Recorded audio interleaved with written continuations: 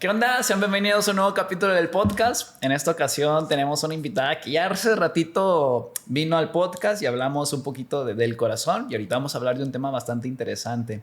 Pero antes de yo presentarte, me gustaría que tú te presentaras, Claudia. ¿Quién es Claudia? Para quienes no te conocen, ¿cómo podrías definirte?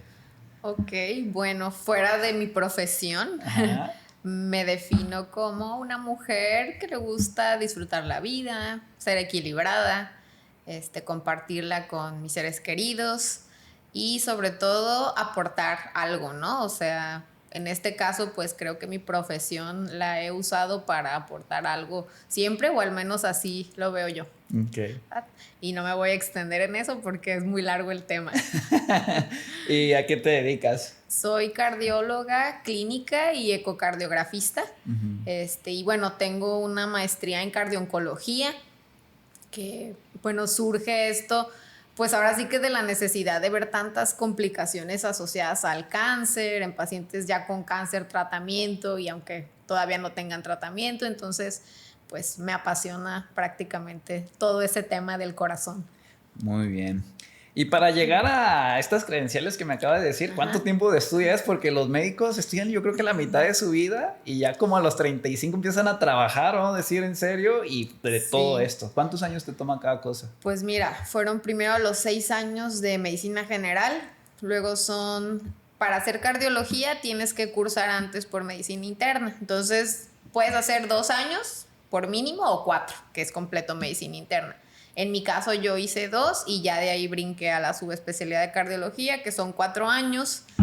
Ya después de esos 4 años hice un año más de ecocardiografía y un año más de cardiooncología. Entonces, o sea, ¿uno y uno o los dos? No, uno de uno y otro de otro. Entonces todo eso. Y pues al final pues sí es importante irte actualizando, ¿no? La verdad la medicina y todo pues evoluciona a pasos agigantados y si no continúas estudiando pues realmente quedarse atrás no vas a brindarle la mejor atención a la persona, ¿verdad? ¿A cuánto vas a actualizarse a cursos? Pues mira, yo intento cada año o cada 2 años hacer una maestría, o sea, porque eso se me hace necesario. Y bueno, a veces sí siento que es demasiado lo que elijo hacer en un año, pero trato de irlo sacando poco a poco. Y pues congresos y eso, actualizaciones, eso sí lo tienes que hacer cada año unos 2 congresos o 3 si se puede. ¿Es requisito o por qué dices que lo tienes que hacer? Bueno, esa es una gran pregunta. Para estar certificado, o sea que eso es pues un requisito al menos para mí. Y también para hospitales como este en el que laboro, pues es importante estar certificado. Y necesitamos completar ciertos puntos cada certificación, que son cada 5 años.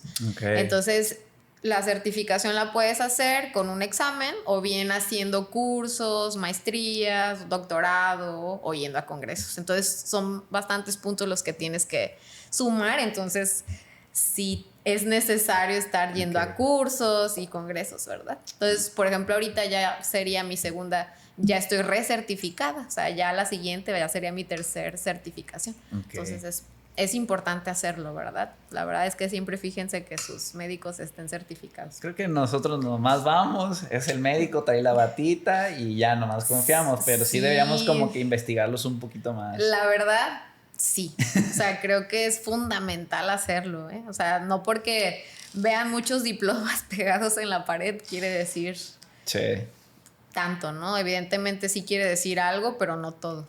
Muy bien. Pues vamos a empezar con el tema, que es bastante interesante. El capítulo lo nombramos de esta manera: tu corazón también entrena y así debes de cuidarlo, ¿no? Claro. Creo que lo ideal es, antes de yo decidir hacer ejercicio, sería venir contigo, que me hagas un estudio pertinente para ver si no hay ninguna complicación. Y bueno, ¿sabes qué? Estás bien, adelante, ve y entrena. Pero general, rara vez se hace.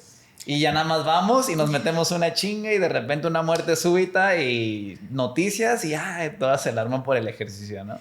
Sí, fíjate que afortunadamente cada vez más gente lo hace, ¿eh? O sea, yo sí me he sorprendido pues de manera favorable, que te puedo decir que en los últimos 3 años cada vez veo más gente que por cuenta propia dice, oye, ¿sabes qué? No sé, voy a correr una maratón, voy a hacer un triatlón o simple y sencillamente quiero ver cómo estoy, y te estoy hablando de población joven, ¿eh? Sí. O sea, joven cardiovascularmente hablando, hablamos de gente menor a los 40 años, ¿verdad? Jovencísimos, o sea, somos súper jóvenes. Entonces, cada vez veo más eso, y la verdad me da muchísimo gusto, y veo mucho interés en la gente joven por cuidar la salud y por la alimentación. Y la verdad, al menos la mayoría de pacientes que tengo jóvenes generalmente están súper bien documentados, o sea, y eso me encanta, ¿no? Sí. O sea, creo que fluye más, ahora sí que el cuidado, cuando la persona está enterada o quiere enterarse más de su salud, ¿verdad? Y a mí me facilita mucho el trabajo, o sea, no tengo que convencer a nadie, ya están convencidos, solamente los orienta uno mejor, ¿no? Sí, ahora que el empoderamiento de los pacientes con toda la información que tenemos, que hay muy buena y hay muy mala. Por supuesto, hay que saber discernir, ¿verdad? Pero que yo creo que hay veces se puede dar el caso que lleguen pacientes que tengan más conocimiento o más actualizados que incluso el médico, ¿no? Bueno. Se puede dar, o sea, de que se claven mucho en un tema. Bueno, no debería pasar eso. Exactamente, ¿verdad? O sea, exactamente. imagínate qué vergüenza. Pero de pronto sí hay gente más bien que te hace preguntas muy buenas. O sea, de temas muy, muy, muy puntuales, y da gusto, ¿no? O Sí. sea, sí, no, espero jamás me agarren en curva, o sea, qué vergüenza. Pero no, la verdad es que sí hay gente que le gusta mucho estudiar, leer y todo, y pues la verdad eso da muchísimo gusto. Sí, ya hace más fácil la interacción con el paciente, porque ya ves que tiene una educación avanzada y dices, este va a ser más fácil de llevármelo a tener que explicarle desde cero y todo eso, ¿no? Justamente, ¿verdad? Justamente. Muy bien, pues vamos a empezar con el bloque 1, corazón de deportista. ¿Cómo podríamos definir qué es tener un corazón de deportista? ¿Si es diferente a una persona normal, a la de un deportista, el corazón que tiene o no? Bueno, pues la verdad este es de mis temas favoritos, podría decirlo, de la cardiología. Y la verdad sí es muy diferente, o sea, lo que llamamos un corazón de atleta como tal viene definido ahora sí por una constelación de cambios que va presentando el corazón de un atleta, y estos cambios son adaptativos, es decir, fisiológicos, y generalmente comprenden cambios tanto estructurales como eléctricos, ¿verdad? Y estos dos cambios favorecen ahora sí que la función del corazón, el gasto cardíaco, lo mejoran. Entonces, lo más frecuente que uno puede encontrar en un corazón de deportista, y también hay que definir, ¿no? O sea, es frecuente pues que vengan personas que dicen, no, es que a mí me dijeron que tengo corazón de atleta. Y digo, bueno, ¿y cuál es tu concepto de ser un atleta? Me dice, no, pues hacer ejercicio 3 veces a la semana, o sea, 50 minutos. Y bueno,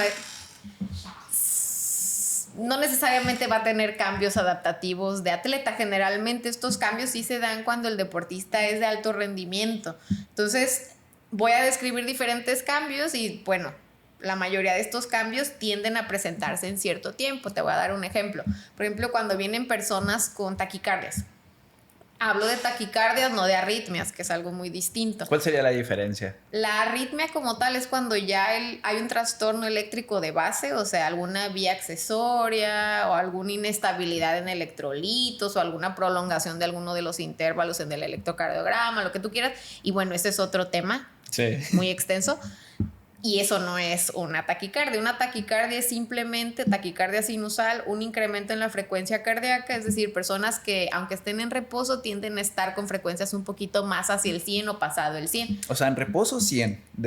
Órale. Sí. Eso lo hacemos mediante una evaluación de Holter, o sea, evaluamos a pacientes con Holter, que es un monitoreo de 24 horas, y si la frecuencia cardíaca está arriba de 90, le llamamos taquicardia sinusal inapropiada. Suele tener causas endocrinas. Entonces, si corregimos la causa endocrina, se corrige la taquicardia. O cuando no hay ninguna causa, ahora sí que endógena, bueno, los mandamos a entrenar. ¿Por qué? Porque el ejercicio va a mejorar o nos va a volver más vagotónicos, ¿no? O sea, va a hacer que seamos más parasimpáticos, por así decirlo. Entonces, eso en promedio más o menos de 3 a 4 meses con un entrenamiento bien, ¿verdad? Hasta a veces en las primeras 4 semanas ya podemos ver con un entrenamiento obviamente bien hecho, ¿verdad? O sea, profesionalmente hablando, podemos ver una reducción en la frecuencia basal, o sea, solo con hacer ejercicio. Entonces, ese es de los primeros cambios adaptativos. No sé si te has fijado que gente que hace mucho ejercicio, no sé si a ti te pase, que tu frecuencia en reposo suele ser muchísimo más baja, o sea, es bradicardia. Sí. Entonces, no nos puede asustar una bradicardia en alguien joven que hace ejercicio, ¿verdad? Incluso a veces pueden presentar bloqueos transitorios en la noche, etcétera. no significa nada. Voy a poner un ejemplo típico como Usain Bolt. Usain Bolt tiene supuestamente lo que se describe de él. No tengo el gusto, ojalá lo tuviera, de pero conocerlo. No. Ojalá lo tuviera, sería muy interesante. Sí. La verdad, sí. Imagínate una prueba Usain Bolt, una prueba de esfuerzo. No te alcanza la máquina, yo creo que no, tienes aquí. aquí. Estaría así, emocionadísima. Sí. Pero bueno, supuestamente él tiene 36 latidos por minuto en reposo. O sea, imagínate, 36 latidos por minuto en reposo pasa fácilmente a 200. O sea, él su máximo, creo que su récord es 9.5, sus 100 metros. 100 metros son 9.5. Entonces, prácticamente incrementas la frecuencia cardíaca 9.5 segundos a su máximo. O sea, esa es una máquina. Entonces, si yo estudiara el corazón de Usain Bolt, bueno, de entrada encontraría la bradicardia en reposo, que eso al momento de requerir más gasto cardíaco, pues es una maravilla. Y por supuesto va a haber un cambio geométrico en el corazón. Entonces lo que generalmente encontramos son bradicardias y adaptaciones en la geometría. Y la geometría siempre es un crecimiento armónico, que esa es la diferencia cuando es fisiológico y no. Entonces un crecimiento armónico quiere decir que las cavidades incrementan de volumen y también en grosor parietal, pero no es un crecimiento asimétrico, ¿verdad? Y este crecimiento no genera síntomas, al contrario, te ayuda a tener una mejor resistencia física. Esas son de las principales. Crecimiento, o sea, un corazón en cavidades más fuerte y más grueso, vamos a ponerlo de manera muy sencilla. Digamos un corazón muchísimo más potente que requiere menos frecuencia y aún así te va a dar más gasto cardíaco por ese cambio en el crecimiento que tuvo. Entonces es como el corazón de los caballos, voy a poner un ejemplo. Es que es un ejemplo buenísimo de cambio adaptativo. Por ejemplo, los caballos tienen frecuencia cardíaca como entre 36 y 33 en reposo. Okay. Y tienen la capacidad también de incrementar su frecuencia cardíaca a su máximo esfuerzo hasta casi 200 latidos por minuto. Pero pues tienen un corazón sotote muy grande, pero muy eficiente. O sea, entonces no necesitan tanta frecuencia cardíaca y son muy eficientes, ¿verdad? En reposo. Entonces prácticamente esos cambios adaptativos son los que más frecuentemente encontramos: frecuencia, incremento de tamaño de cavidades, ¿verdad? Obviamente el paciente va a ser más vagotónico. ¿Ya? Eso sin lugar a dudas siempre lo vamos a encontrar. La presión arterial sí puede ser un poquito más baja de lo basal y eso no tiene que significar nada, ¿verdad? O sea, de igual manera, si nosotros lo subimos una prueba de esfuerzo, el comportamiento va a ser el de siempre, nada más con parámetros de entrada un poquito más bajos, ¿verdad? Entonces, cuando no es fisiológico, eso también es importante definirlo. Sí. Entonces, la diferencia, una de las primeras diferencias es de que un corazón de deportista, cuando deja de entrenar, casi a los 3-6 meses va a haber regresión. O sea, tal cual como un músculo, cuando dejas de hacer ejercicio, un músculo estriado y pierdes esa gran hipertrofia que tanto te costó, bueno. años y años, y en 2 meses se va. Bueno, pues exactamente igual el corazón, ¿no? Entonces esos cambios adaptativos son reversibles, ¿verdad? Entonces, de las primeras cosas cuando nosotros evaluamos la posibilidad de que sea un crecimiento por corazón de atleta, es esa: si deja de hacer de ejercicio, bueno, va a regresar a los parámetros que generalmente podríamos considerar normales acorde a la superficie corporal total y el sexo, que eso también obviamente es algo que tenemos que fijarnos, ¿verdad? No va a ser el corazón de la misma geometría y el mismo volumen de alguien de 2 metros que el mío, sí, claro. Obviamente, lógicamente. Entonces, de las otras cuestiones es que no va a haber ningún cambio en el electrocardiograma patológico, no va a haber síntomas, es decir, el paciente nunca, un cambio fisiológico, el paciente nunca te va a decir: oye, me desmayo cuando hago un máximo esfuerzo, oye, me dan unas taquicardias posterior al reposo, o sea, ya estoy en reposo y me empieza una taquicardia que me marea, o sea, evidentemente eso,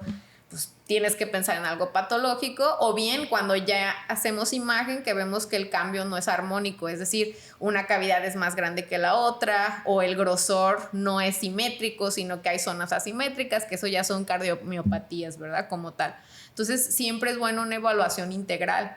O sea, en todos los deportistas a veces hay cuestiones eléctricas que con un simple electrocardiograma podemos prevenir una muerte súbita, o con una prueba de esfuerzo podemos prevenir una muerte súbita haciendo un simple ultrasonido del corazón. Bueno, no es simple, pero un ecocardiograma inocuo bueno, poco doloroso, más bien poco invasivo. no invasivo ecocardiograma, pues podemos ver si hay alguna estructura anómala, ya sea congénita o ya sea adquirida, ¿verdad? Entonces, la evaluación cardíaca, la verdad, todo mundo la debería tener, o sea, antes de hacer ejercicio, porque realmente eso es la única manera de prevenir muertes súbitas. Y aún así, todavía existe un sesgo quizá pequeño, pues de cosas que no podemos detectar con pruebas convencionales, pero que si a veces ya vemos algo que nos llama un poquito la atención, pues evidentemente lo complementamos con pruebas un poco más invasivas, ¿verdad? Que eso es lo normal y lo lógico. Entonces, vale la pena hacerlo, ¿verdad? Sí, es como, por ejemplo, los futbolistas que están en pleno partido y de repente tienen, vamos a decir,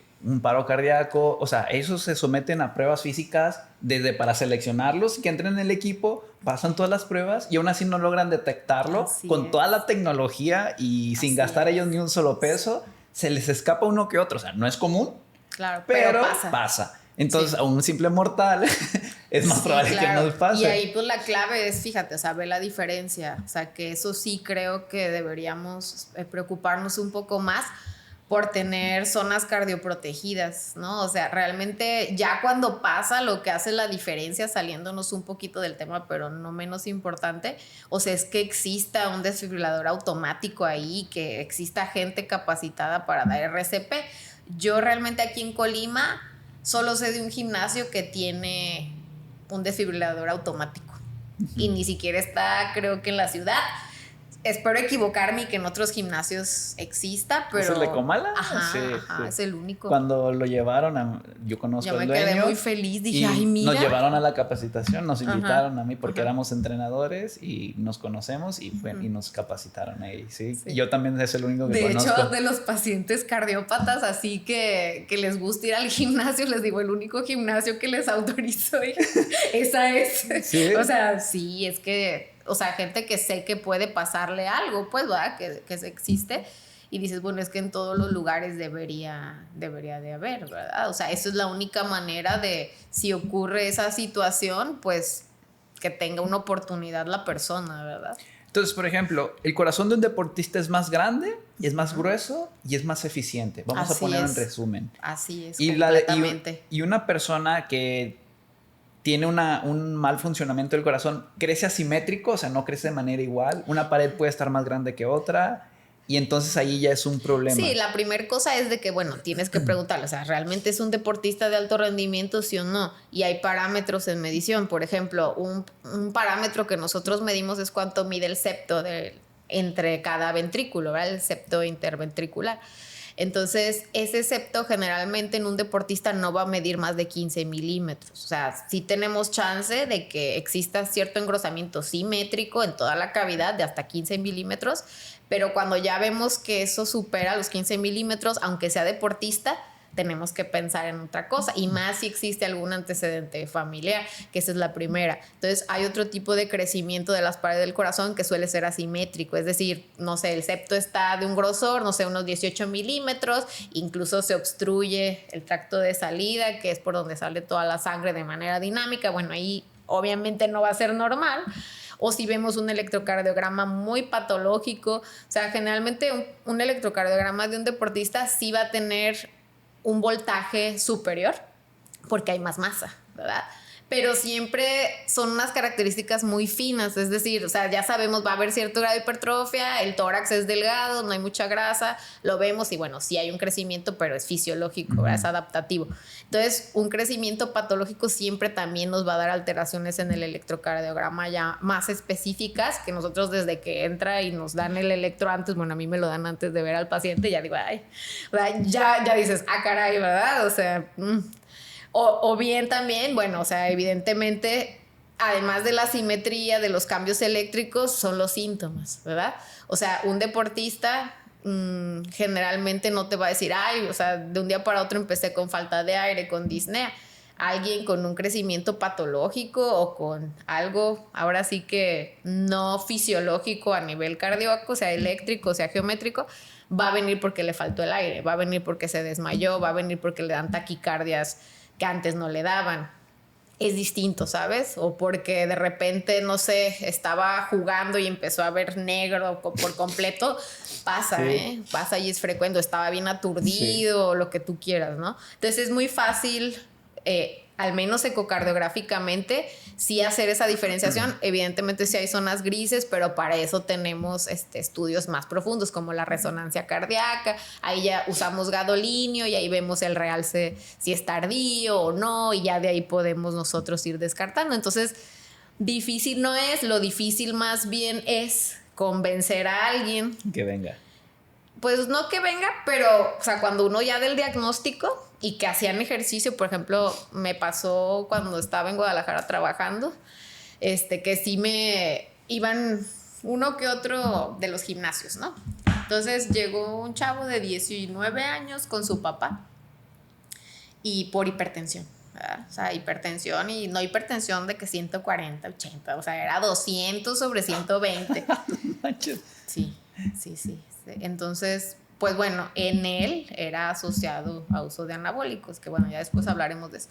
Pero bueno, le hice el ecocardiograma y bueno, ya el paciente ya tenía una miocardiopatía dilatada. Entonces él me decía, el papá, no, es que yo he leído que es porque es deportista. Le dije, a ver, es deportista, pero usa anabólicos. Ahí te sales ya de la ecuación. O sea, ahí los anabólicos y hormona del crecimiento que también le ponían, evidentemente esto ya distorsiona por completo la fisiología. Entonces este crecimiento no armónico, que también está, ahora sí que le ha ayudado la hormona del crecimiento y además los anabólicos a que tome esa geometría, pues evidentemente no estamos hablando de lo mismo. Entonces hay que separar, ¿no? O sea, ya no es reversible. Es justo ahí, o sea, generalmente ya cuando que hay fibrosis, que generalmente se da con el uso de anabólicos a largo plazo y hormona de crecimiento, causa fibrosis, ahora sí que miocárdica, definitivamente ya no es reversible. ¿Y qué estudios recomiendas así básicos para revisar que esté todo en orden? Mira, ya sea deportista o no, básicos, sería lo mismo, ¿no? Sí, o sea, básicos, por ejemplo, es súper sencillo. O sea, un electrocardiograma de 12 derivaciones en reposo, o sea, es el primero y el básico. De hecho, me llegan muchos pacientes de que fueron a Salud Digna o así a lugares sin hacer promoción a nada, pero o sea, que les hacen como un check-up así, ay, vengo porque ahí salió que estaba mal el electro, y no, pues sí, o sea, no, qué bueno que viniste. Así, o sea, entonces esos screening así que a veces parecen muy básicos, si la persona pone atención, hace que alguien venga a checarse ya profundo. Entonces, un electrocardiograma, si vemos que un electrocardiograma está atípico, anómalo, que se sale de rango, le hacemos un ecocardiograma, que es el ultrasonido del corazón. Si el ecocardiograma generalmente aporta toda la información suficiente, ¿verdad?, para dar un diagnóstico, pero hay momentos en el de que sí queda límite de ser o no ser, y de que realmente lo que digas y el diagnóstico pues va a depender o va a impactar en el pronóstico si no lo haces a la perfección. Entonces ahí sí, la verdad, sí nos apoyamos con resonancia de corazón, ¿verdad?, o angiotomografía, dependiendo de lo que se vea, pero generalmente es resonancia, ¿verdad? Ahora sí que lo usamos para caracterizar el tejido, ¿no?, que así le llamamos. Entonces, ¿una prueba de esfuerzo? Bueno, prueba de esfuerzo ya sería para otra cosa. O sea, por ejemplo, si la persona viene porque le faltó el aire, no sé, o que se sintió que le dio una taquicardia en el máximo esfuerzo, pero no una taquicardia sinusal, sino que uno percibe cuando la frecuencia va a tope. O sea, yo puedo estar a 185 latidos, me siento, o sea, agitada, por supuesto, pero no mal. Entonces, una arritmia no la va a sentir alguien bien. O sea, luego sientes que no fue igual. Por ejemplo, hace mucho como un año, vi un caso que se me hizo súper interesante de un cardiólogo allí en Puebla que lo subió, y de que era un paciente que decía, oye, es que cuando hago CrossFit y hago burpees, o sea, me siento muy mal, y nadie le creía. Es que, ¿cómo? Y prueba de esfuerzo normal. Ajá, como pues obviamente si haces 10 burpees te sientes mal. Y entonces le hacen prueba de esfuerzo así convencional y no, pues saliste bien, cero arritmias, nada. Entonces el cardiólogo le dice, a ver, ponte a hacer burpees con los electrodos colocados, y no, pues hacía unas taquicardias supraventriculares, o sea, hacía una arritmia. Entonces llegaba a frecuencias hasta de 250 latidos por minuto cuando hacía burpees.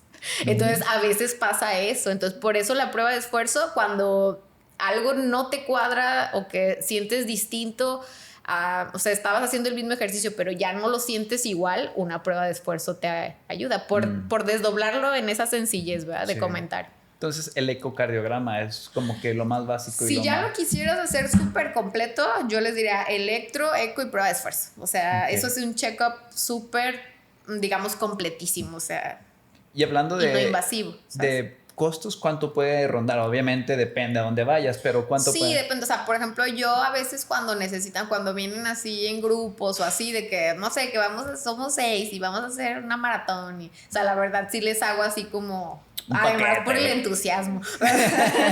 Se agradece el entusiasmo. O sea, sí les hago una reducción ligera. Pero, por ejemplo, cada estudio, pues más o menos, si los haces por separado, el eco son 3 y la prueba de esfuerzo 2,500. ¿Verdad? O sea, ya cuando son las 2, pues sí les hago como un descuento. Un paquete. Un descuentito.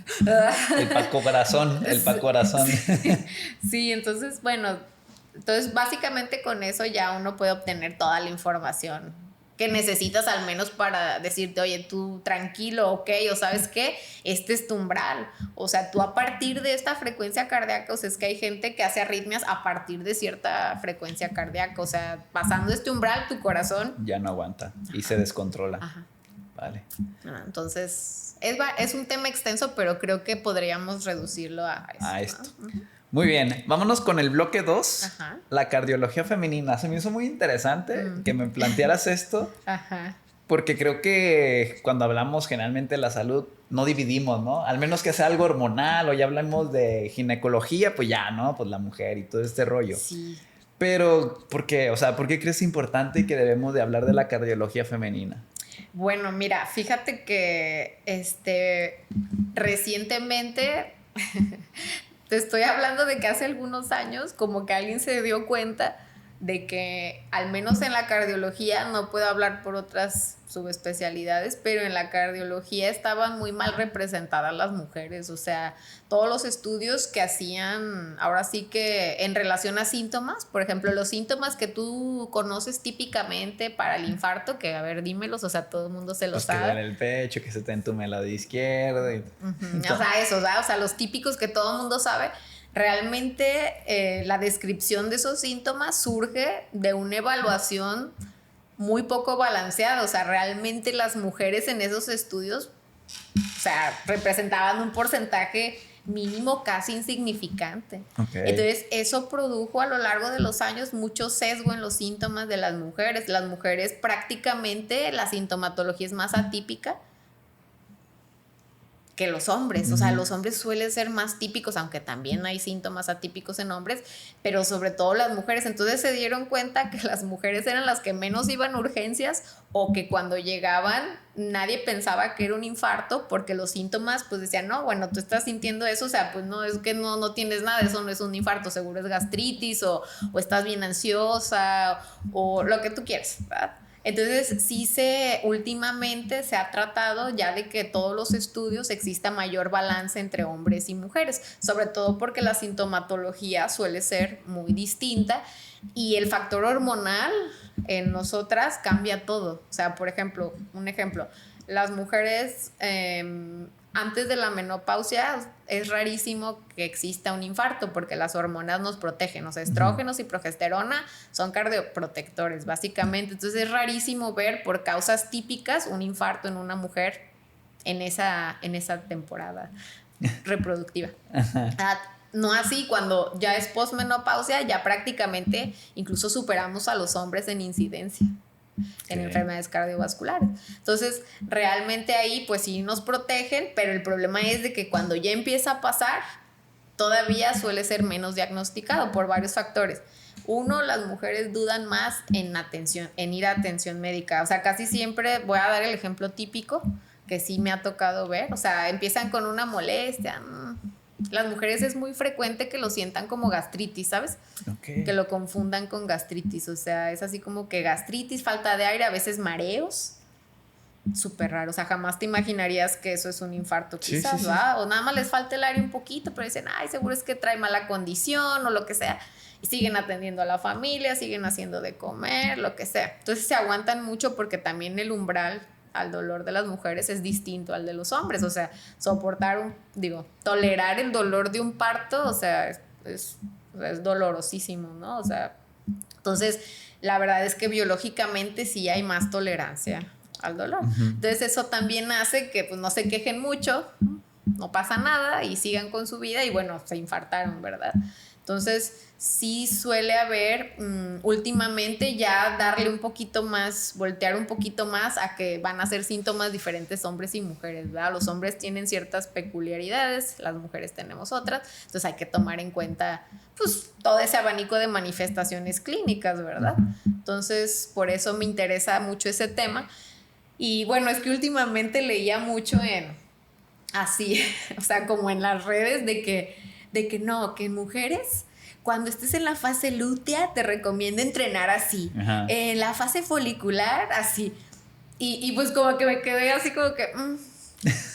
no sé, ¿verdad? Entonces realmente sí me puse a investigar, o sea, si había algún impacto, o sea, con evidencia gruesa, o sea, no con comentarios. Bueno, es que por comentarios todo es muy personal. Sí.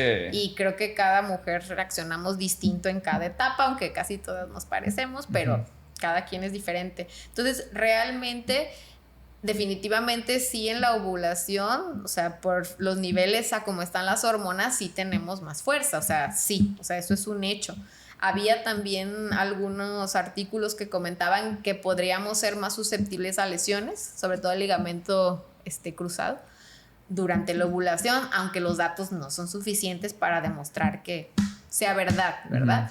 Lo que sí es que antes de la menstruación, o sea, nuestra temperatura corporal sí sube, entonces sí tenemos menos tolerancia al calor, más deshidratación y quizá definitivamente menos ganas. En casos particulares como mujeres, no sé, con endometriosis, que la verdad que sí tienen cólicos muy, muy, muy fuertes. O sea, quizá no puedo hablar por esa población porque, bueno, eso sí es literalmente, a veces puede tumbar a alguien de tanto dolor que pueden sentir. Entonces, en la menstruación sí puede haber una disminución de la tolerancia al ejercicio, acorde a estudios, más no de la percepción del esfuerzo. O sea, de la percepción del esfuerzo realmente, al menos en los estudios que existe, perdón, no existe como relevancia en el periodo. Y pues sin lugar a duda, cuando hay dolor, al menos de ese tipo, si no es, cada mujer lo experimenta diferente, así que sí pueden hacer ejercicio e incluso eso va a mejorar el dolor de manera biológica, ¿verdad? O sea, por lo que segregamos cuando hacemos ejercicio va a mejorar, pero pues no todas lo toleran. O sea, yo ahí sí diría que es muy personal, ¿no? Cómo lo vive cada quien, pero definitivamente sí en la ovulación sí hay más fuerza. O sea, eso sí está estudiado y sí es un hecho. En las demás etapas es muy personal, acorde a estudios y a la percepción, ¿verdad? Entonces ahí sí no... Lo que sí fue muy interesante que se me hizo fue que hay una triada de la mujer deportista.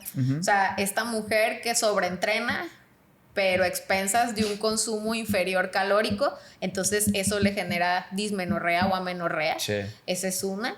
Y esa dismenorrea y amenorrea les genera osteoporosis temprana. Sí.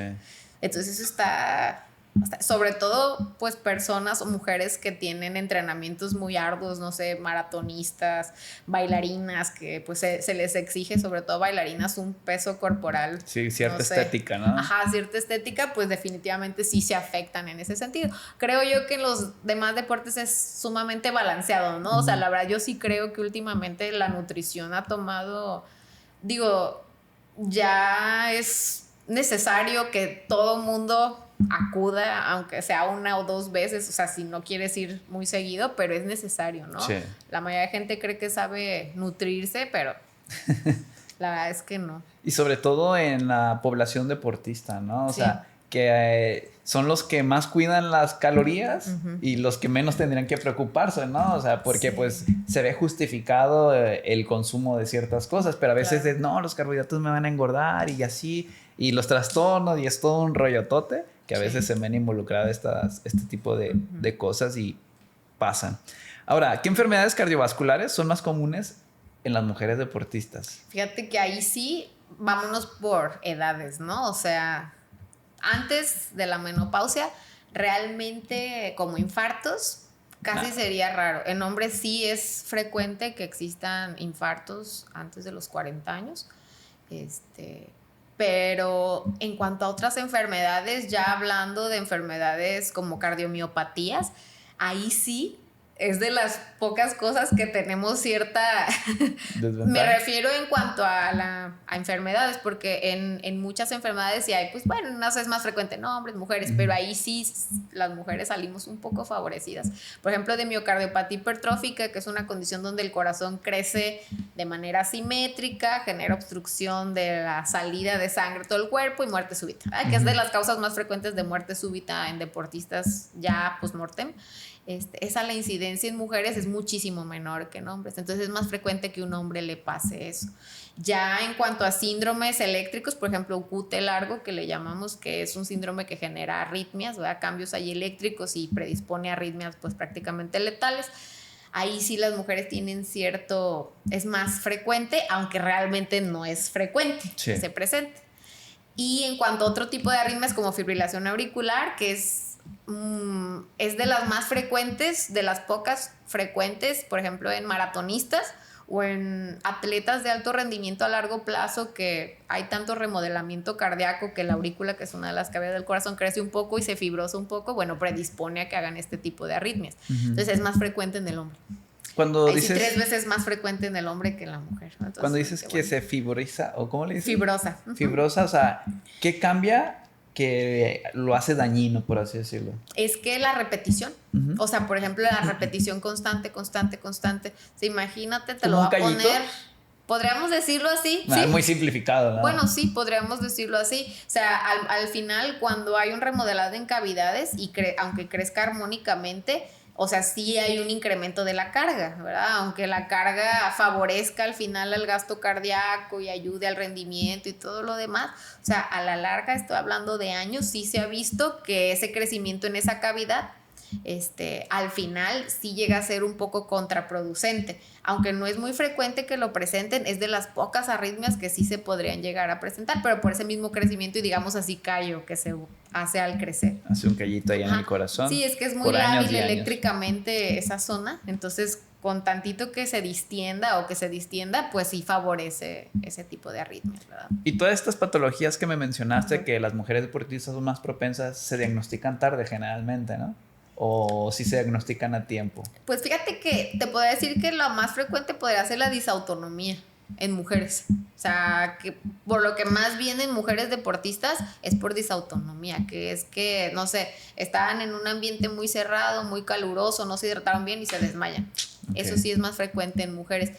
Pero realmente así patologías que condicionen o que sea, pues ahora sí que de riesgo para una muerte súbita, y esos son más frecuentes en hombres. Ok. Sí. Muy bien. ¿Algo más por agregar del corazón de la mujer deportista?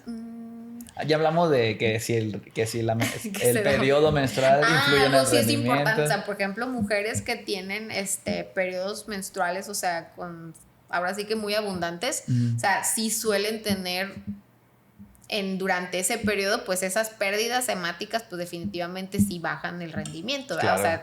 O sea, por eso digo que entonces ahí sí, pues ahora sí que lo vieran con su ginecólogo, a veces lo suplementan con hierro, etcétera. O sea, para ver que realmente no esté eso condicionando una anemia, ¿verdad? Y eso que sí. no es normal, ¿no? O sea, tener muy abundante. Estaba hablando con una hematóloga que me decía, es que muchas mujeres lo normalizan. Ajá. Es que así siempre ha sido. Sí, pero es que no es normal, o sea. Así es. Ahí ya tienen que ir con un especialista para que digan qué show y ver qué está pasando. Así es.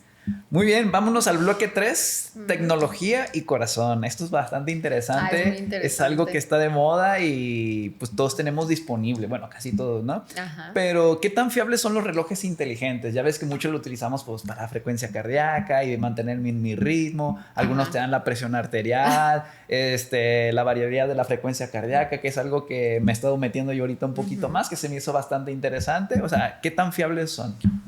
Bueno, mira, primero hay que poner sobre la mesa que hay dos principales formas por las cuales se va a registrar la frecuencia cardíaca. Algunos dispositivos registran la frecuencia cardíaca, el ritmo, etcétera, por electrocardiografía normal, que eso implica que existan electrodos adheridos al tórax, ¿verdad? Derivaciones. Entonces, esos suelen ser los más precisos. Generalmente, bueno, eso lo usamos de manera clínica para diagnosticar o estimar. También, por ejemplo, en futbolistas, eso no sé si has visto que a veces traen... Trae como un corpiño. Ajá, entonces esos suelen ser más sensibles, ¿verdad? Y, por ejemplo, las bandas, pulsómetros, ¿esos también entrarían ahí o sea, es otra gama? Eso podríamos ponerlo en otra gama, pero sí suelen ser... Mejores, ¿no? Sí, que un mucho reloj de mano. mejores, sí. Entonces, el otro método por el cual los relojes generalmente detectan la frecuencia cardíaca y los cambios en el ritmo se llama fotopletismografía, ¿verdad? La lucecita verde que roja. Esa lucecita que ven ahí. O sea, de aquí. prácticamente lo que hace esa lucecita, por decirlo a grosso modo, es reflejar, o sea, cada vez que detecta el flujo de los eritrocitos, o sea, la sangre, refleja lo que ve, ¿verdad? Entonces, ese reflejo no te da una frecuencia cardíaca exacta, la estima. Sí. ¿Verdad? La estima por medio de algoritmos que la verdad, wow, ¿verdad? Sí, pues ¿Wow verdad, bien o wow? No, wow bien. Ah, sí. O sea, ¿verdad? wow bien, o sea, en el sentido de que realmente la diferencia que existe entre si yo pongo unos electrodos en el tórax, pasa frecuente que cuando les hago la prueba de esfuerzo traen su smartwatch o lo que sea, o su Garmin o lo que sea, y lo están viendo a ver y me dicen, ¿de cuánto es la diferencia? Y bla, bla, ¿sí? así, ¿verdad? Como que, y generalmente es del 3 al 7% la diferencia. Entonces, bueno, digamos que es bastante... Precisa. No exacta, pero es precisa. Hay un Garmin que no me acuerdo cuál es la terminación de todos los Garmin, pero es uno que es realmente tosco, o sea, no me acuerdo. ¿Phoenix? No. Es uno que es más cuadradito, no me acuerdo cómo se llama. Bueno, creo que es HRM, Garmin HRM. Okay. Ese es el más exacto que se ha visto o sea, han hecho pequeños estudios, digamos que no son metaanálisis ni nada, pero bueno, observacionales, ¿verdad? Entonces se ha visto que ese es muy, muy, muy preciso, o sea, es el que menos diferencia tiene entre... Ahora sí que cuando ponemos electrodos y el reloj, o sea, ese es el 3%. Entonces, para detección de arritmias, los Apple sí son sensibles y específicos, tienen 97 y 98, creo, 97 especificidad y sensibilidad, 98 okay. Para fibrilación auricular. Para el resto de arritmias son pésimos detectando, pero para fibrilación auricular sí tienen buen nivel de sensibilidad y especificidad. Entonces... no es tan mal, digamos. ¿Sí? Ahora, para medir la VO2 max, ajá, la verdad la superestiman. O sea, dicen, ay, estoy excelente. O sea, no me digas eso, si yo tengo 50 según mi Garmin. Ajá, o sea, si realmente con la prueba de esfuerzo, o sea, sí la podemos estimar, que siempre lo hacemos. Sin embargo, el método más exacto, o sea, realmente ni siquiera es ni la prueba de esfuerzo ni tu reloj. Sí. ¿Verdad? O sea, realmente para nosotros poder determinar eso, o sea, sí necesitamos medir gases, ¿verdad? O sea, medir gases durante el ejercicio y eso mismo nos permite estimar el lactato, o sea, son otras variables, ¿verdad? O sea, y realmente así sí es una VO2 max estimada perfecta y precisa, ¿verdad? Con la ergoespirometría, ajá, que le llamamos. Que por cierto no tenemos en Colima. ¿No hay en ningún lugar? No, es que es cara. O sea, realmente los gases, por ejemplo, allá en Guadalajara sí la hacía y prácticamente, te estoy hablando de hace 7 años, costaba 25,000 pesos. Wow, no me imaginé que estuviera tan cara. Mejor me hago el test que de Cooper. Ajá, sí, o sea, vean ahí 12 minutitos en la pista. A ojos de buen Cooper. Sí. Entonces es cara, pero la verdad es un estudio muy, muy, muy, muy, muy bonito. O sea, que la verdad cuando es bien aplicado te aporta muchísima información. O sea, es un estudio muy, muy bonito. Me gustaría hacerlo, pero pues no.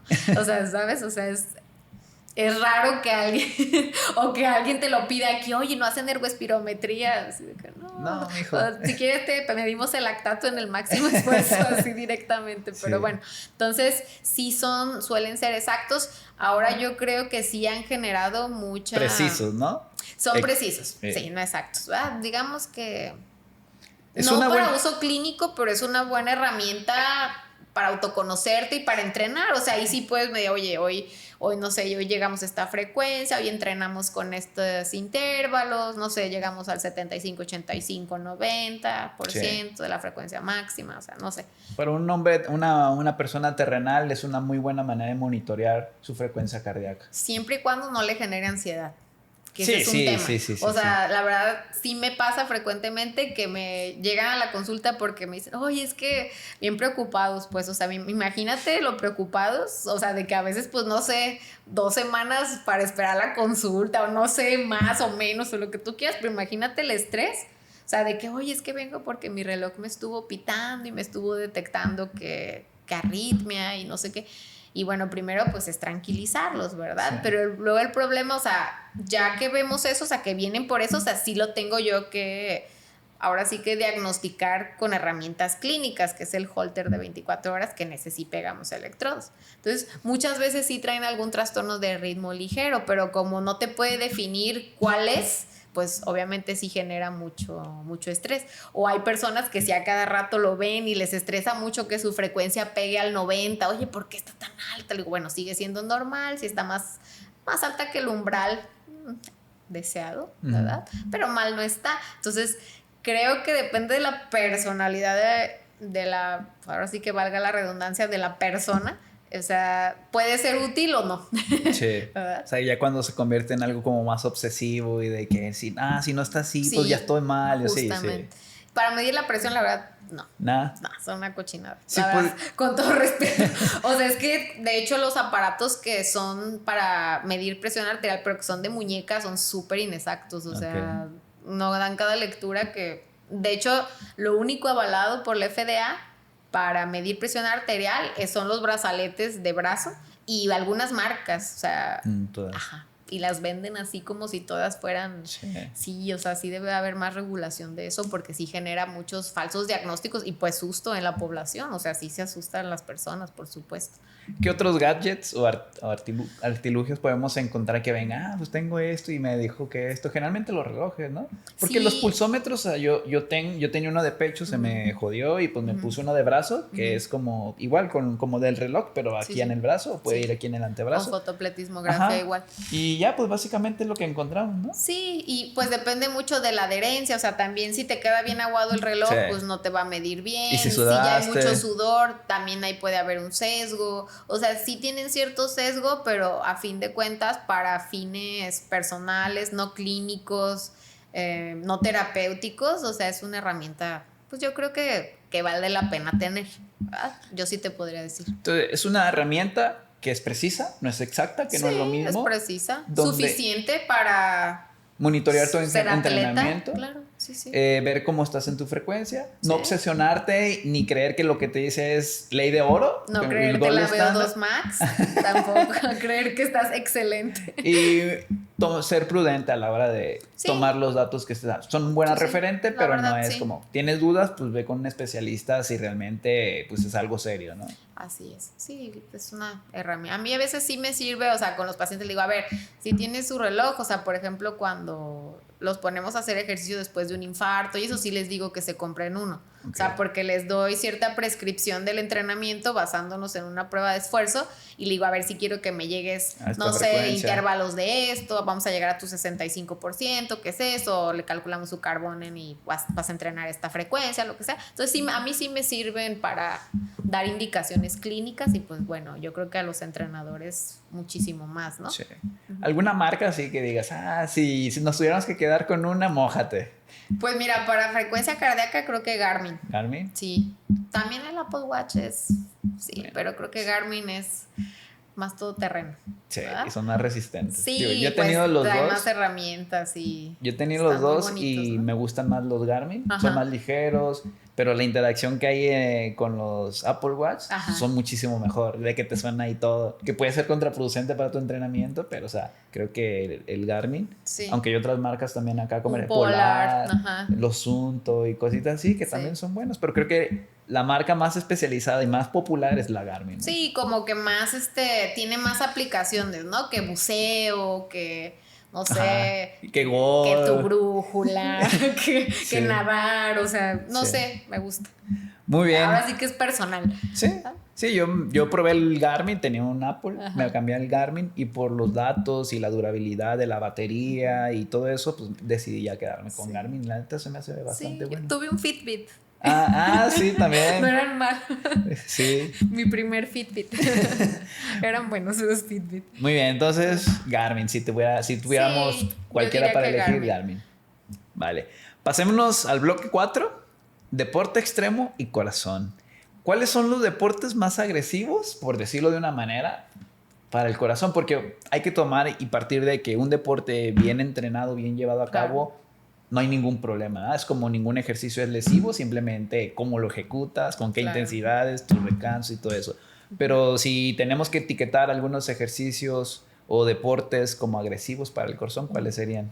Ok, bueno, sí me gustaría primero aclarar que el deporte es lo mejor que podemos hacer por nuestro corazón, o sea, eso es indudable, ¿no? O sea, nutrirse bien y hacer ejercicio no debe faltar en ningún cuerpo. Y dormir bien. Dormir bien, obviamente, sí, obviamente también. Entonces, bueno, si hablamos de deportes que pueden dañar el corazón directamente, o sea, voy a empezar con los deportes de contacto, en donde la agresión puede ser directa, ¿no? Sí. Entonces, sí hay una condición, no sé si te ha tocado ver, pero se llama comotio cordis, o sea, es cuando se recibe un impacto directo sobre el tórax, o sea, sobre la zona más sensible, o sea, prácticamente un impacto en el centro del pecho, o sea, ahí tienes estructuras vasculares, pues que si una se lesiona, pues 3 segundos se vacía el cuerpo, ¿no? Ujú. Y al final el corazón, al sufrir un golpe, aunque no sea directo porque está cubierto por el esternón prácticamente, que bueno, sí es una estructura bastante fuerte, esto genera arritmias inmediatas y pues sí puede tener pues una muerte súbita, pero derivada del golpe, ¿verdad? Entonces ahí pues un RCP, un desfibrilador automático, pues puede salvarnos, ¿verdad? Entonces eso sí podríamos decir que los deportes de impacto como, no sé, el rugby, ¿qué más te puedo decir? El fútbol americano, Boxeo, por hockey ejemplo. también. Pues aunque el boxeo, me imagino, no sé las reglas, pero está prohibido. Pues es que según yo es del short para arriba. Pero generalmente están cubiertos aquí. O sea, donde se Sí. cubren el hígado y se Sí. cubren esta No, parte. sí, pues sí podría, o sea, cualquier impacto súper fuerte, o sea, sí podría generarlo. Y generalmente buscan Sí. golpear la cabeza o el hígado, que vamos a decir que son las más sensibles, que un golpe al pecho, porque pues generalmente tienen aquí la guardia, como que es más complicado. En cambio, la Sí. subes tantito y ¡pah! Sí, o sea, te Entonces, descuidas es del boxer, no sé cómo se llama, para hacia arriba. es donde sí, de ahí para abajo ya está penalizado. Sí. MMA también, me imagino que ahí, No, ahí se hasta ahí se vale muerden todo, las orejas. menos los golpes bajos. Se O muerden sea, las. sí. Sí, o sea, cualquier impacto lo suficientemente fuerte como para desencadenar una arritmia, o sea, no hay una medición con precisión de cuántos, no sé, con cuánta fuerza específica, pero cualquier golpe directo y fuerte sobre la zona más frágil que tenemos en el tórax, que es, si tú haces un triángulo prácticamente entre, digamos, entre pezón y hacia la apófisis esquifoidea, que es aquí, lo que tenemos abajo de la costilla, o sea, esa zona es súper peligroso tener un traumatismo ahí directo. Entonces, eso sería, diría, como la principal causa por trauma, ¿verdad? Pero en cuanto a la intensidad, mira, prácticamente, o sea, como los cambios naturalmente son adaptativos, no tendría por qué ser contraproducente para el cuerpo. Definitivamente hay ejercicios que son mucho menos nobles con el cuerpo, como por ejemplo, te diré el CrossFit, o sea que sí las frecuencias cardíacas van de reposo a, no sé, 180, 190 en cuestión de segundos. No necesariamente les va a hacer daño, pero bueno, estamos haciendo un estímulo muchísimo más intenso sobre el corazón durante, ¿qué? Una hora que dura cada sesión de CrossFit, no sé. A veces se la avientan hasta de 2. Entonces sí es suficientemente intenso. No tendría por qué haber algún daño, pero hay que ver también susceptibilidad de la persona. O sea, por ejemplo, donde sí pudiese haber algún riesgo, por ejemplo, personas que ya tienen cuestiones genéticas como síndrome de Marfan o aortopatías, que son enfermedades de la aorta, ¿verdad? O de la colágena, que tienden a hacer aneurismas. Los reportes que ha habido de aneurismas, o sea, y de que hay ruptura del aneurisma o disecciones aórticas que son pues prácticamente letales, sí es no sé, en personas que levantan mucho peso, pero que tienen esa condición. O sea, si no existe esa condición, no tendría por qué pasar, porque la verdad el cuerpo se adapta de una manera impresionante. Tanto a lo bueno como a lo malo. Sí, la verdad sí. Entonces no tendría por qué representar un problema. Entonces así que existe un deporte malo, o sea, no, yo creo que mal ejecutado sí. o mal prescrito también, o mal supervisado también. Sí. O sea, siento que si coinciden esos tres factores, sí puede haber un mal desenlace en cualquier deporte. O sea, no sé, pues a veces que veo que se cuelgan de estos anillos y que no hay nada abajo para, o sea, si se cae, bueno, digo, son cuestiones de lógica, ¿no? Sí. Así, o que no sé, estás cargando y no aseguras, o sea, pues también, ¿verdad? O sea... Sí, por ejemplo, un accidente que me ha pasado, no me ha pasado ver, pero que me he enterado de que están con la barra en Banco P, hacen el agarre así, donde la barra está aquí, se le resbala y ¡pum! O sea, y dependiendo la carga. Eso sí puede hacer un comotio corris. La carga, o sea, si ya tienes 100 kilos, o sea, que te caigan así, o sea, una vez a un señor le pasó en el gimnasio y pues se llevó un chingadazo y quitarle la barra entre varios, o sea, ahí podría ser, ¿no? O sea, de ese tipo, o sea, sí puede ser de riesgo, no sé, un escalador que no le gusta ponerse arnés, pues evidentemente, o sea, ¿sí me explico? O sea... Yo le llamo selección natural, ¿no? Sí, o bueno, 100 maneras de... De morir. No sé, bueno, hay gente que no le gusta, ¿verdad? La adrenalina y todo eso está bien. Respeto, ¿verdad? Pero bueno, o sea, me refiero a ese tipo de circunstancias que definitivamente sí incrementan el riesgo de que exista algún desenlace fatal, pero si le llamamos que ahora sí que por deporte, de que, ay, este te va a hacer mal o no, la verdad es que no. Por ejemplo, los ciclistas y los maratonistas, que son los que más hacen cambios geométricos en el corazón, o sea, realmente ninguno ha pasado, bueno, no sería lo más frecuente de que, ay, por hacer ciclismo, no sé, por ganar 3 Tours de Francia, o sea, se infartó, o sea, no. Si te fijas, no. De hecho, son en los que menos incidentes hay de deportistas, si te fijas, o sea, no, porque la adaptación es tan buena, cardíaca, que tienen que... Es que pues el corazón está más adaptado para ser resistente que para ser fuerte, ¿no? Si nos vamos así. Claro, y para ser resistente y fuerte que para ser sedentario. Ah, sí, también, sí. Más adaptado al movimiento y a sprints y... Realmente el sedentarismo, yo diría que si lo ponemos en la contraparte, sí es un riesgo. Sí. ¿Sabes? O sea, es más riesgo es ser sedentario que ser escalador sin arnés. Casi te podría decir, sí, o sea, es que el sedentarismo es fatal. Muy bien. ¿Algo más por agregar en cuanto a deportes extremos y corazón? No, creo que todos los deportes bien ejecutados, bien supervisados y hechos pues en armonía con tu capacidad física y funcional no tendrían por qué lesionar a nadie ni representar. Ajá. Muy bien. Y vámonos al último bloque.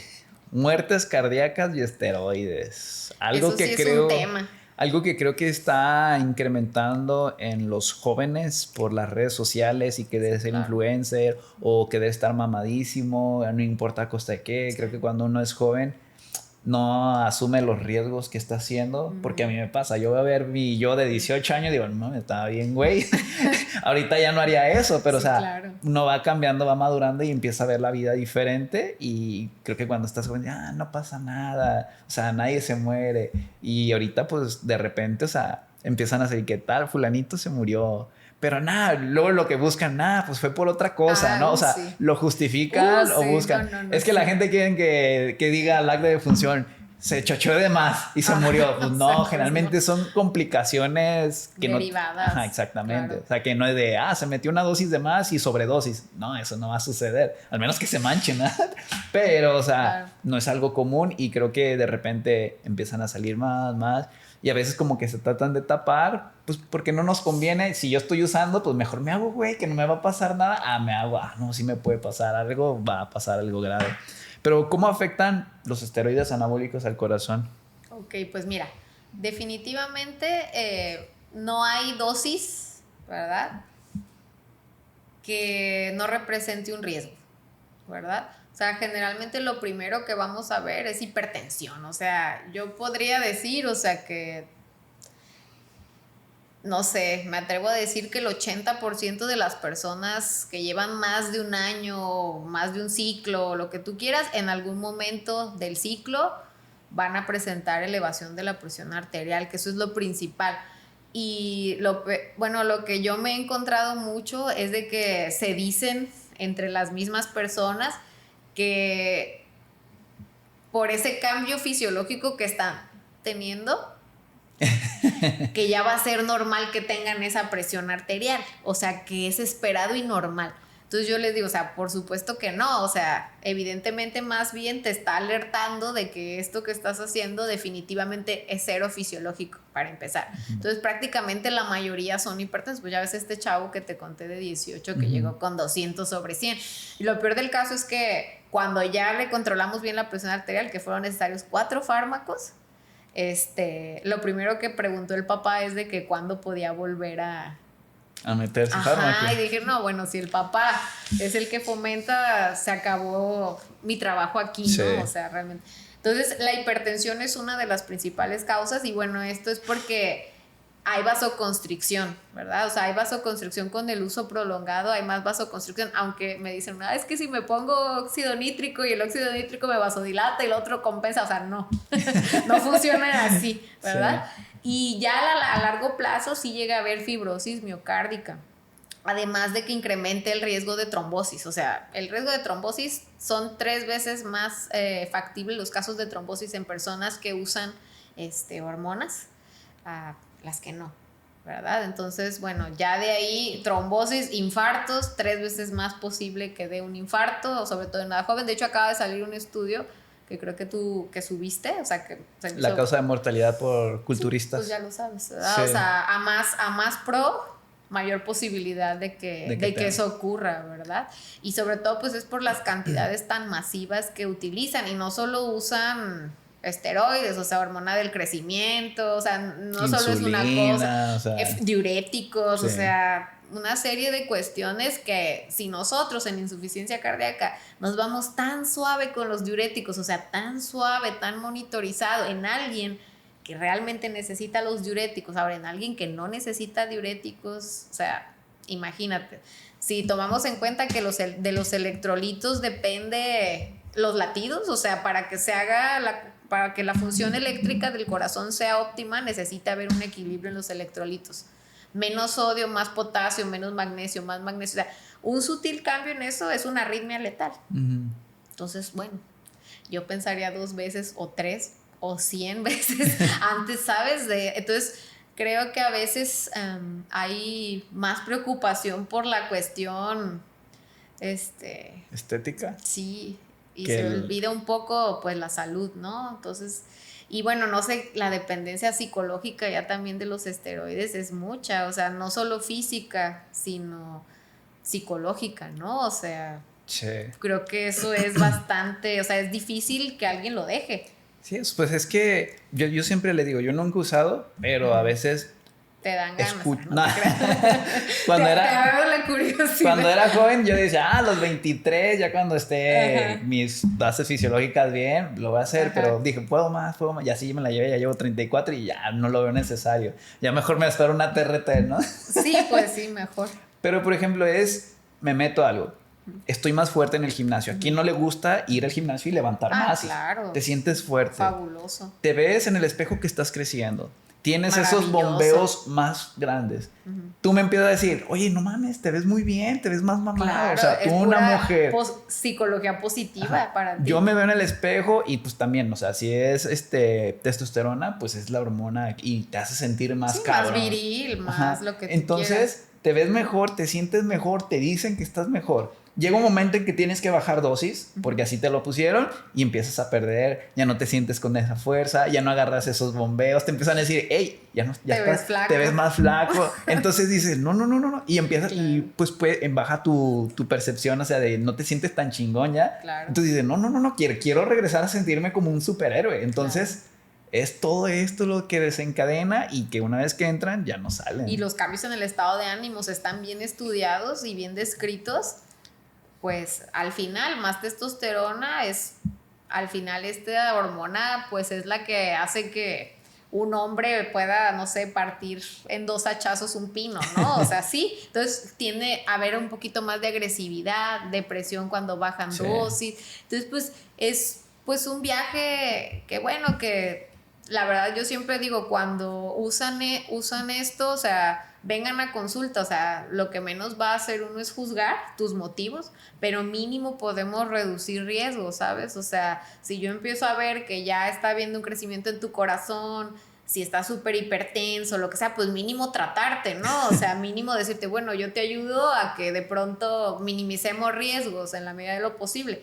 O sea, cambiar de dejarlos o no es pues decisión de cada quien, no es mi trabajo convencer a nadie de que los deje, solo decirles a lo que se exponen, pero al final sí minimizar riesgos, o sea, también a veces con ello les elevan más el colesterol, o sea, son un montón de cambios, ¿sabes? O sea, tantos que a veces uno se agota de decirle, bueno, es que tendrías que ir con el urólogo, o sea, no se diga ver los temas de fertilidad, ¿verdad? Sí, o sea, también que baja. también... No, pues, por ejemplo, este paciente de los 18 años que te digo tenía azoospermia, o sea, ya no... O sea, a sus 18 años ya tenía azoospermia. Imagínate, digo, no sé, tal vez no le interesaba eso, pero imagínate lo que le estás haciendo a tu cuerpo, o sea, nada más pensar en eso, dices, a sus 18 años ya con azoospermia e hipertensión y miocardiopatía dilatada, dices como que, ay, son muchas cosas que cargar, ¿no? O sea, mucho precio a pagar. Sí. Entonces, no a todos les va así, sí, ¿verdad? O sea, hay unos que, la verdad, bien regulado y todo, no tiene por qué irles mal, pero el problema es que casi nadie lo hace así. Les da miedo ir con un endocrino porque les va a poner una regañada y prefieren hacerlo con el sutano fulano. Sí. Pero es como, es que mi abuelo fumó todos los días y lo atropelló un carro a los 100 años y no se murió de... Bueno, pues sí, pero esa es poquita gente. Ya sé, o sea, Arnold, el típico tema Arnold. Dices que a Arnold no le pasó, Arnold no le pasó nada. Dices, bueno, pues no sé la historia de Arnold, ¿no? O sea, sí, solo sé que es vegetariano ahorita. O sea. ¿Ah, sí? Sí. No sé. Tiene un documental. Sí lo vi de... Y tiene su granja y ya después de comer tanta carne ya cuida, y ahora sí cuida vacas y todo. Sí, pero por ejemplo, lo que yo pienso es que en esos entonces los cuerpos no eran tan extremos.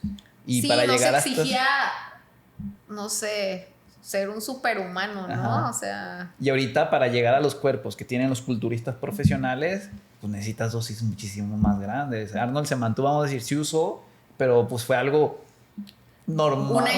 Una ayudadita y ahorita sí, es una ayudadota donde ya hay complicaciones. Y una ayudadita, o sea, bueno, si quieren una ayudadita que se lo supervise un profesional. Sí. Y aún así no están exentos de presentar complicaciones derivadas. O sea, la hipertensión casi va a ir sí o sí. Punto. En la primera inyección. Y posiblemente no sea reversible, ¿sabes? Entonces, ¿hipertensión? Es lo más frecuente. O sea, lo de a corto plazo y mediano, hipertensión arterial, que es una ya presión elevada, arriba de 120/80, que segurito podría decir que casi la mayoría lo va a tener, y ya arriba de 140, pues ya estamos hablando de completamente ya sin lugar a dudas, ¿verdad? Entonces, hipertensión, va a haber una aterosclerosis acelerada, que eso también han encontrado, o sea, ya en biopsias post-mortem han encontrado que pues gente bien joven con uso de esto, bueno, tiene más aterosclerosis que un paciente que no usó o una persona que no usó.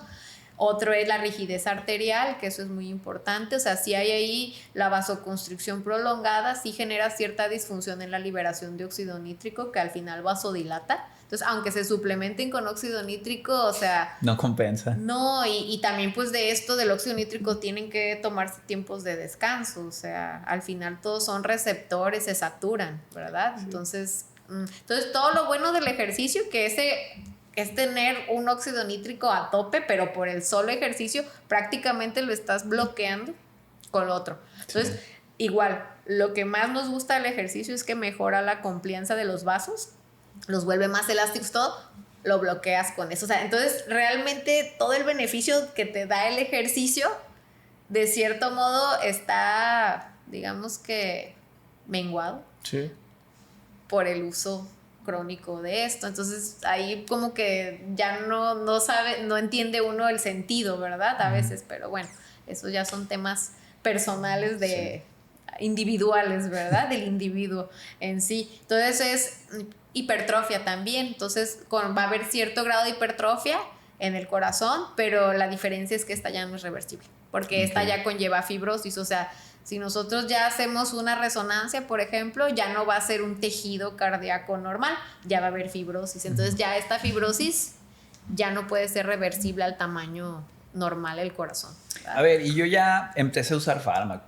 Ya llevo 6 meses, vamos a suponer.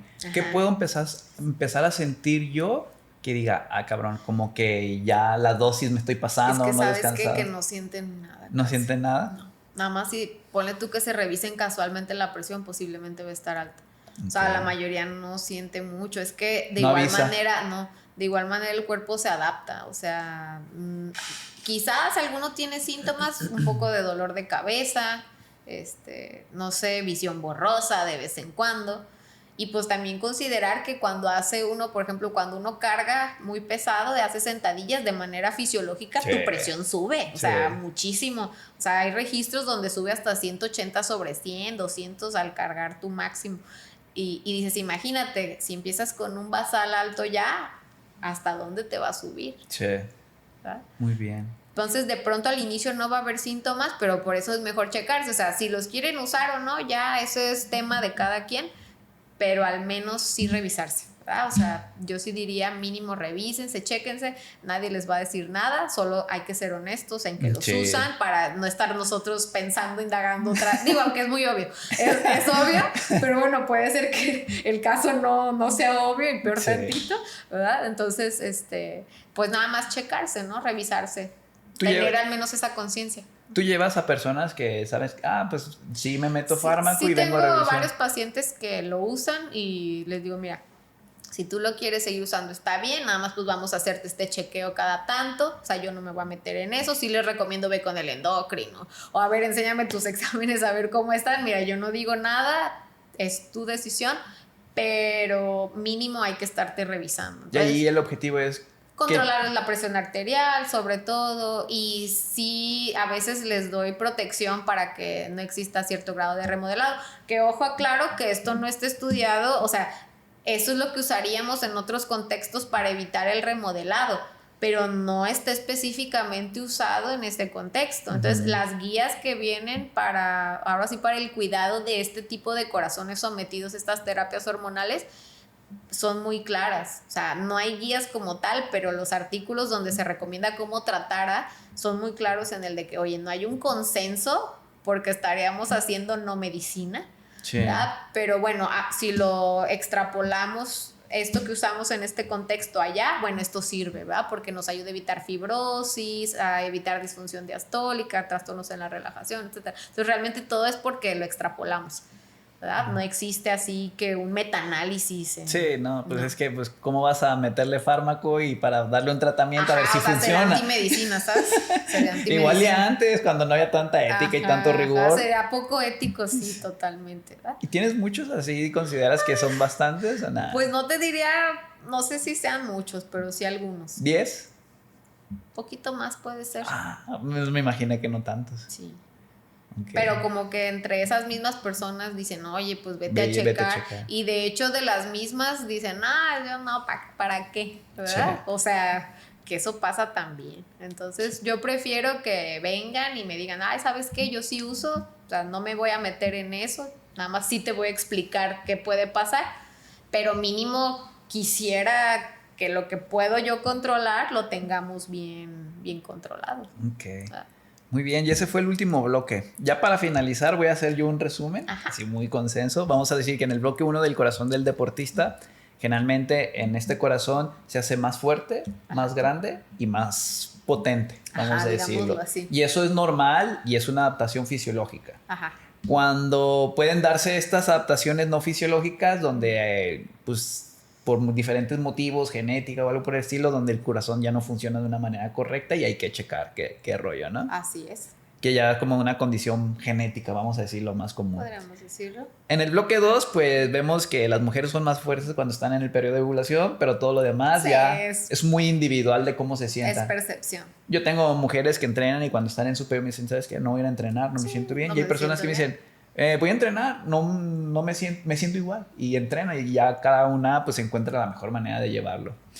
Las enfermedades están más protegidas por los estrógenos y la progesterona, pero ya cuando se acaba su etapa reproductiva ya empiezan a venir estas complicaciones, ¿no? Siempre y cuando no se cuide. O sea, una mujer que se cuidó siempre, o sea, me refiero a cuidarse es pues lo mismo que para un hombre es cuidarse. O sea, en todos esos aspectos posiblemente no va a desarrollar nada, ¿verdad? Muy bien, en el bloque 3 que hablamos de tecnología y corazón, podemos deducir que los relojes inteligentes son precisos y que son una buena herramienta para monitorar tu entrenamiento, pero no te debes de obsesionar con ellos y pues sacarle el mejor partido, ¿no? Y Sí. cuando creamos que algo no está bien o tengamos alguna duda, pues acudir en su defecto con la persona más calificada. Sí. En el deporte extremo, pues prácticamente los deportes más dañinos para el corazón son los de impacto. Sí. Fútbol americano, Sí, claro. rugby, boxeo, karate y todo ese tipo, dependiendo las reglas. No nos vamos a meter mucho en ese aspecto, pero golpes directo en esta zona. Escalar sin arnés sí es peligroso. Sí, pero golpes que vengan a esta zona, pues más complicadito, menos cuando no hay protección, ¿no? Esos son los más extremos para el corazón. Todo ahí lo demás, si se lleva de una buena periodización, un buen control, pues tendría una adaptación fisiológica normal, irreversible. Así es. Que eso es importante. Es. Y el uso de esteroides, sí o sí, con pegado, hipertensión y a la larga ya más complicaciones. Lo ideal es que si lo van a hacer, pues ya toman esa decisión, que lleven un chequeo para minimizar todos estos riesgos que conllevan. Lo malo de usar esteroides es que pues no hay síntomas, como me dices, casi no sienten nada, a lo mejor un dolor de cabeza o que ven oscuro y se acabó. Pero retención de líquidos, fíjate, eso sí les pasa muy frecuentemente y luego se les nota en los tobillos.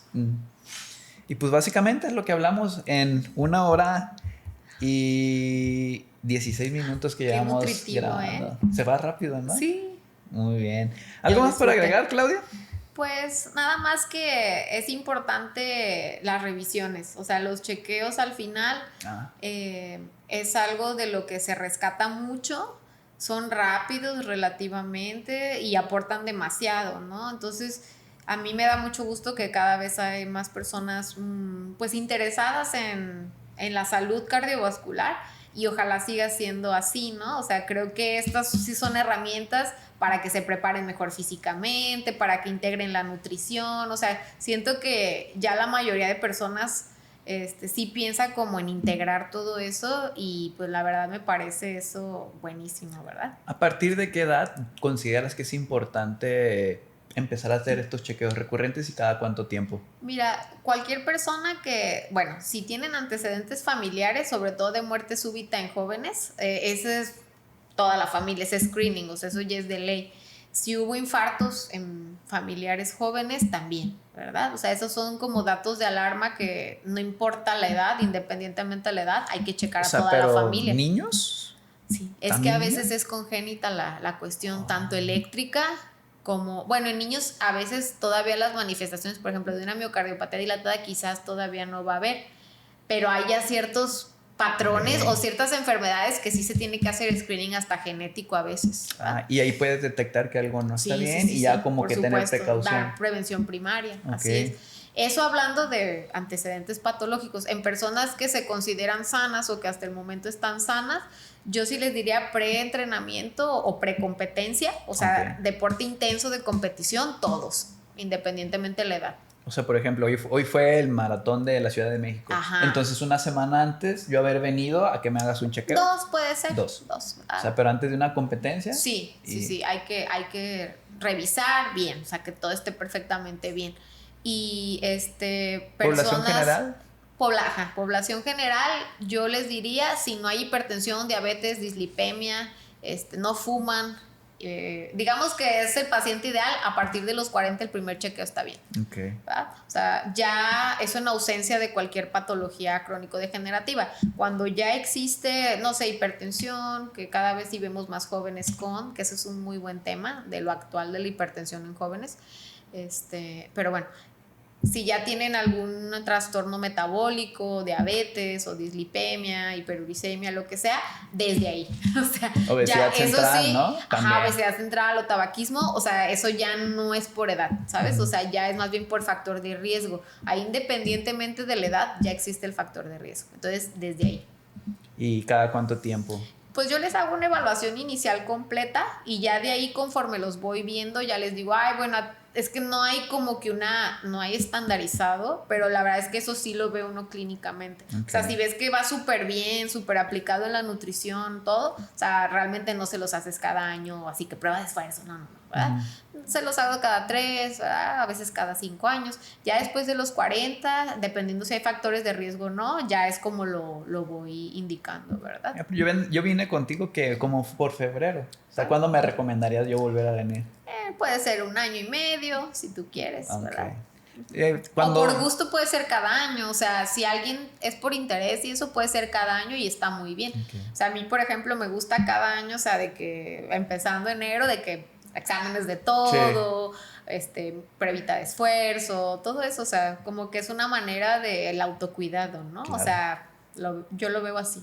Sí, muy bien, pues bastante interesante todo lo que acabamos de hablar. Y contacto, ¿dónde te pueden encontrar? Pues mira, yo estoy en el Hospital Puerta de Hierro, consultorio 110. Aquí mismo, donde estamos grabando. Donde estamos grabando.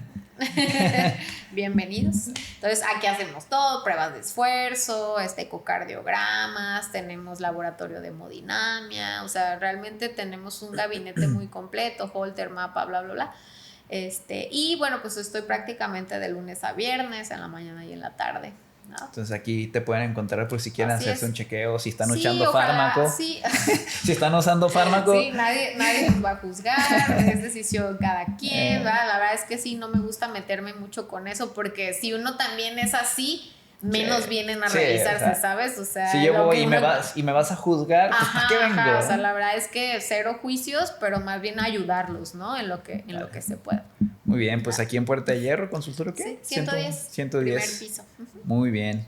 Pues Claudia, muchas gracias. No, la verdad nada. estuvo bastante bueno. Sí, me gustó. Y pues cuando tengas otra idea de otro tema, pues le damos. Aquí nos vemos. Sí.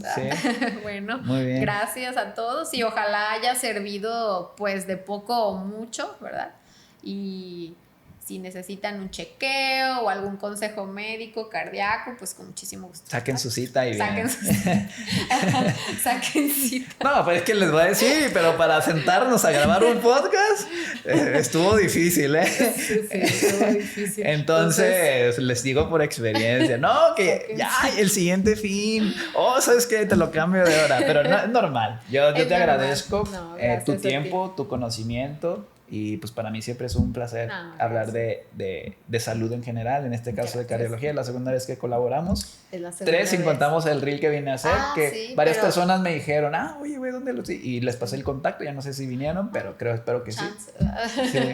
Sí. Pero sí, unas 5 personas que se meten chocho me preguntaron. Sí, diles que vengan. No, sí me dijeron que porque iban a empezar preparación y así, le dije, pues vayan con ella, es muy buena, y ya, pues les va a ayudar de mejor manera. Sí, pues 0 juicios.